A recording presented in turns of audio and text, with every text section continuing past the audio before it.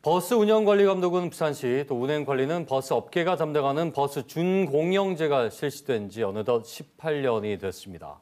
하지만 시민 세금뿐만 아니라 수천억 원대 은행 대출까지 투입되는 상황에서 대대적인 개편이 필요하다는 지적이 나왔습니다.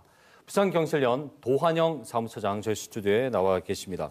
예, 어서 오십시오. 네, 반갑습니다. 버스 준공영제가 수년 전에도 이 회계 투명성과 관련된 문제들이 도마에 오른 적이 있었고 일주일 전에 이제 정책 간담회가 있었는데 이 자리에서 감차 그리고 버스 업체의 합병을 말씀하셨습니다. 어떤 내용입니까?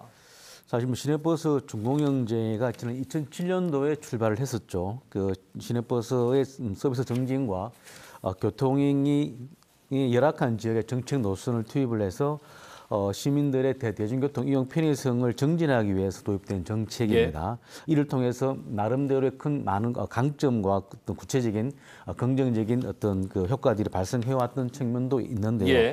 하지만은 이제 시내버스에 대한 부산시의 어떤 지원금이 급증하고 있고 그리고 이용률이 정체나 또 퇴보하고 있는 부분이라든가 서비스 질들이 좀 하락하고 있는 부분들이 있어서 실질적으로 저희 부산경실련에서 지난주에 이제 감차하고 시내버스 통폐합을 좀 주장을 좀 해드렸습니다. 실질적으로 감차 같은 경우에는 뭐 중봉 노선이라든가 그리고 그 차량들이 조금 이렇게 중복되는 노선과 그리고 이용률이 좀 낮은 노선들에 대한 감차를 좀 진행을 하고 그리고 이제 통폐합 같은 경우에도 차고지가 같은 경우라든가 그리고 중복 노선일 경우에는 좀 통폐합을 하는 이런 부분들에 대한 내용들로 저희들이 좀 제안을 좀 하였습니다. 이 그 준공영제라는 것이 사실은 그 대중교통 버스가 가진 공익성과 공공성들이 시민들에게 훼손되지 않게끔 하는 것이 이제 목표지 않습니다. 그러나 운영은 또 운영대로 투명을 해야 되는데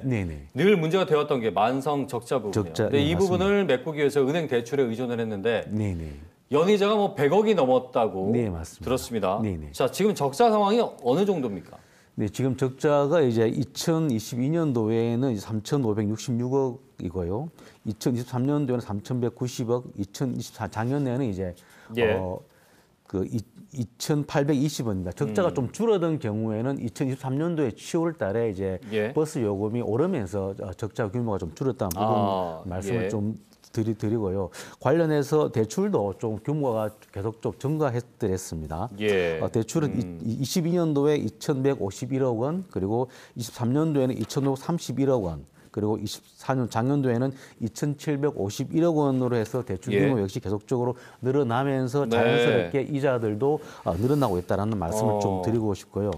그렇지만은 한 가지 좀 추가적으로 말씀을 드리고 싶은 거는 이 재정지원금이 늘어났지만 그 세부 내역을 좀 본다라면은 결국은 거기에는 무료 환승에 대한 비용들이 좀 포함이 되어 있습니다. 작년도 같은 경우도 1,300억 원 정도가 무료 환승이다 보니까는 실질적으로 버스 업계 같은 경우에 봤을 때는 좀 억울한 측면은 결국은 이 무료 환승은 부산시 시내버스 준공영제 정책으로 인해서 발생하는 보조금이다. 그렇기 때문에 이것을 물론 부산시로서는 지원금이기 때문에 많이 늘어난 측면은 있지만은 한편으로는 무료 환승에 따르는 지원금이기 때문에 그것을 좀 가려서 좀 볼 필요 있지 않나라는 얘기를 좀 하고 있는 상황입니다. 자, 일단 누적 대출액하고요.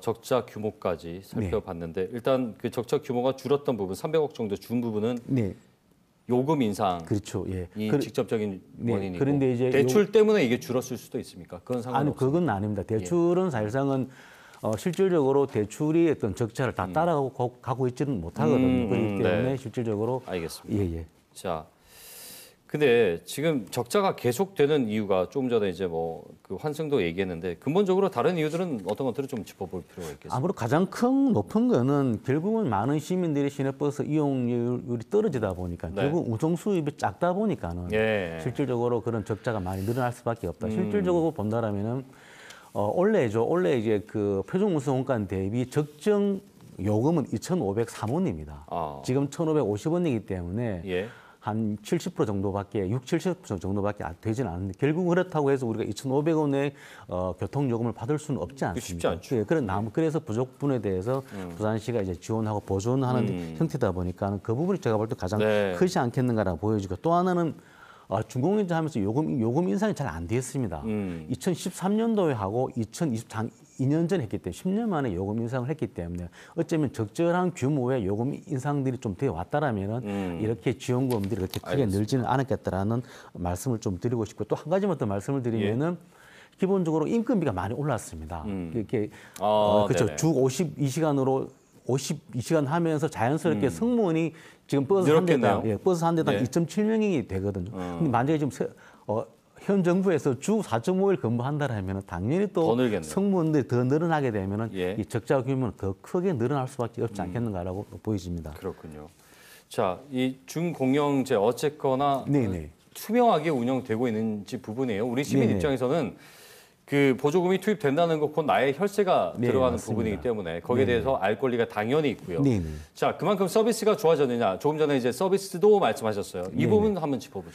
사실 이제 지금 그 운송원가라든가 표준 운송원가 대비 지출 관련해서는 매일 일 단위로 지금 관리하고 있습니다. 그래서 필요하다면 부산시가 적극적으로 관리 감독을 한다라면은 충분히 이제 투명하게 좀 관리되고 있는 과거에 비해서는 많이 조금 개선되는 부분이 제가 볼 때 있다라는 말씀을 좀 드리고 싶고요. 그리고 이제 서비스 같은 경우에도 뭐 시내버스 간 환승이라든가 정류장 시설 등 해서 일정 정도 개선된 부분들은 분명히 있습니다. 하지만 여전히 개선할 부분이 저는 많이 있다라고 보여지고요. 두 가지만 말씀을 드리면은 첫 번째는 지연 운행입니다.